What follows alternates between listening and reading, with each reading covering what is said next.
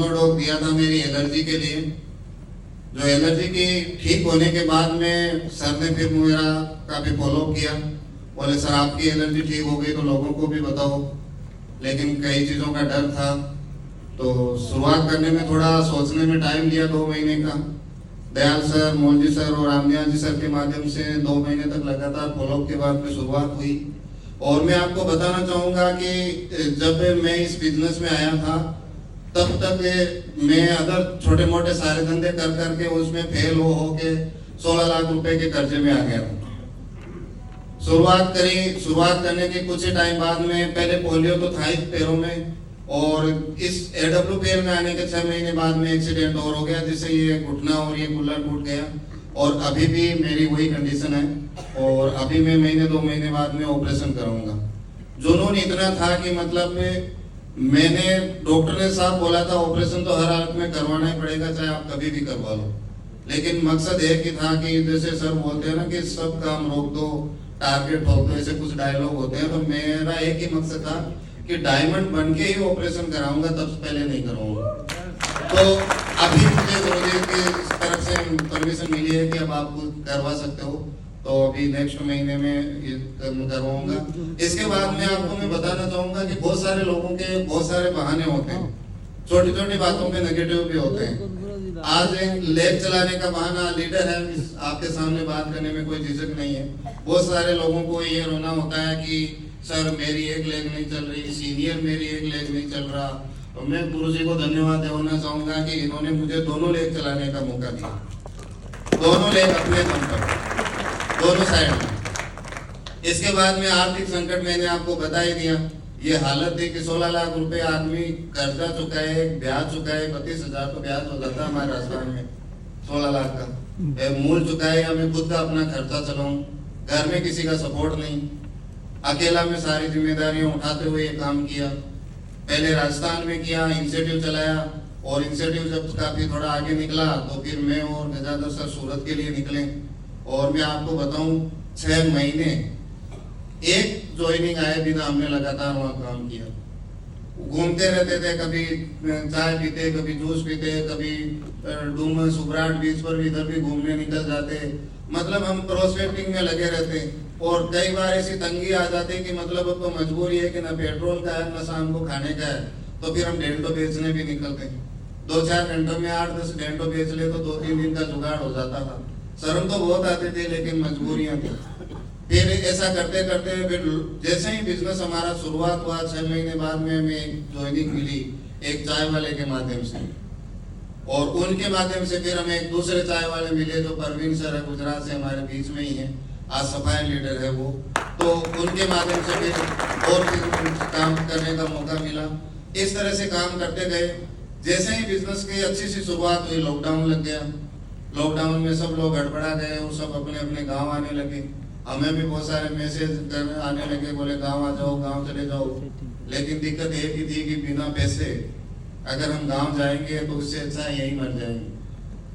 तो क्योंकि मेरी हालत ऐसी थी कि कर्जा था, घर वाले कोई पूछते नहीं थे, और रिश्तेदार सब उनको पता था कि इसका कॉल उठाया तो कहीं ऐसा ना हेल्प मांग ले।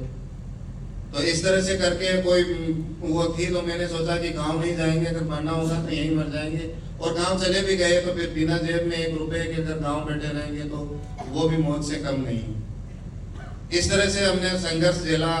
और फिर वहां लॉकडाउन में भी हमने गलियों से निकल के इधर उधर बच के शुरुआत करी, वहां काम सेटअप किया।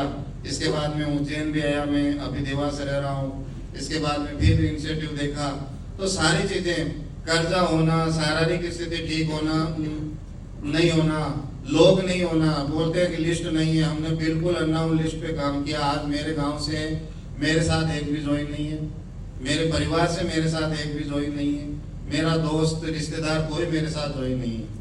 सारी मेरी जितनी भी टीम है मैं उनको धन्यवाद देना चाहूंगा। आप सबका प्यार और सहयोग में हमारे साथ हमेशा बना रहा। आप लोग मोटिवेट करते रहे, बोले सर आपकी फोटो दिखा के हम कई बार प्रमोशन करते हैं, तो मैं एक चीज सोचता था यार लोग मुझे इतना प्रमोट करते हैं तो मैं घर कैसे बैठ सकता हूँ।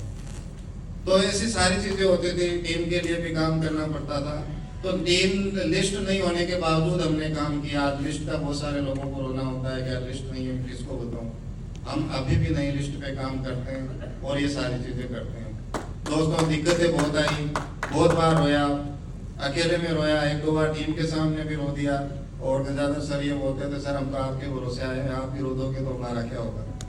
हालत इतनी खराब थी, गुरुदेव का कभी भी फोन आता तो रोना आ जाता था। सर फोन लगाते थे, दयाल सर को, मोदी सर को बोलते थे, सोम जी से मैं क्या बात करूं यार, जब भी बात करता हूं वो तो रो देते हैं। दिक्कतें इतनी थी, आप भी जानते हो, रोना कोई नहीं चाहता, लेकिन मजबूरियां इतनी, दिक्कत इतनी, खाने को पैसा नहीं। अभी गुरु सर बता रहे थे कि सिख लोग गुरुद्वारे में फ्री खाते हैं, तो हमने भी 1 महीना गुरुद्वारे में फ्री खाना खाया। स्वामी नारायण मंदिर है बारडोली में, 1 टाइम का खाना हमने वहाँ भी खाया 1 महीने। इतनी मजबूरियां, मतलब या तो मर जाओ या कुछ कर जाओ, ये वाली परिस्थिति थी। और सोचा भी कई बार कि यार जिंदगी खत्म कर ले, लेकिन नहीं, ये विचार था कि एक कदम और, एक प्रयास और करेंगे, एक प्रयास और करेंगे।